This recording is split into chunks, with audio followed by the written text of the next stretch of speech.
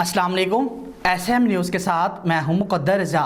SM news studio में खुशामदीद। खबरों का सिलसिला बढ़ाते हुए हम शामिल करते हैं कराची से एसओ ट्रैफिक दाऊद चुरंगी मोहम्मद याकूब मेहर की शहर में इंटरसिटी बसों के दाखिले और ट्रैफिक जाम होने की वजह के बारे में SM न्यूज़ से ख़ुसूसी गुफ्तगू हुई। इसी हवाले से मज़ीद रिपोर्ट कर रहे हैं SM न्यूज़ के नुमाइंदे आसिफ खान। जी आसिफ, आगाह कीजिएगा इस हवाले से। अस्सलाम वालेकुम।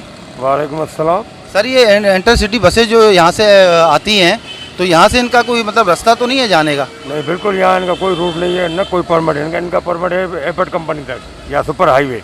नेशनल हाईवे का किसी भी इंटरसिटी को टोकन या परमिट नहीं दिया गया है और ना इनके लिए अलाउ है, not allowed for city intercity बसों के लिए। बड़ी सख्त कार्रवाई की गई है और अल्लाह का शुक्र है, हमने जब से ये कार्रवाई हुई कम से कम 55-60 गाड़ी हमने डिटेन की है।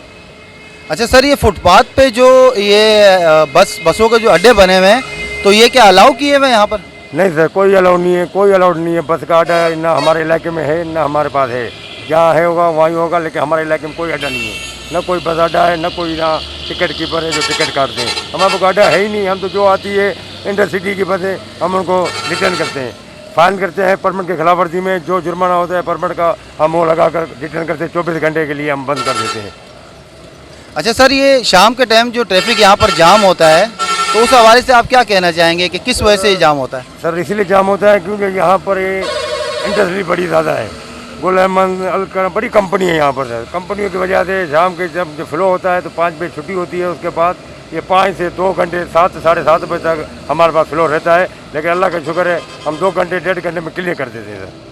अच्छा सर, ये कोविड-19 जो दोबारा स्टार्ट हो गया, चौथी लहर जो आ गई, इस हवाले से आप आवाम को क्या मैसेज देना चाहेंगे?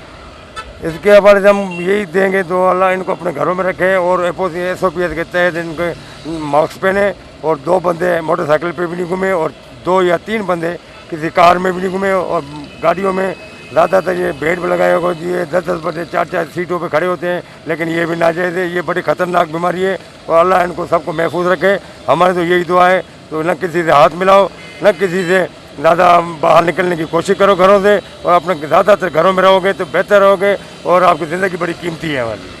बहुत शुक्रिया आसिफ, तफसीलात से आगाह करने के लिए। आप तक के लिए इतना ही। मज़ीद खबरों के लिए देखते रहिए SM न्यूज़।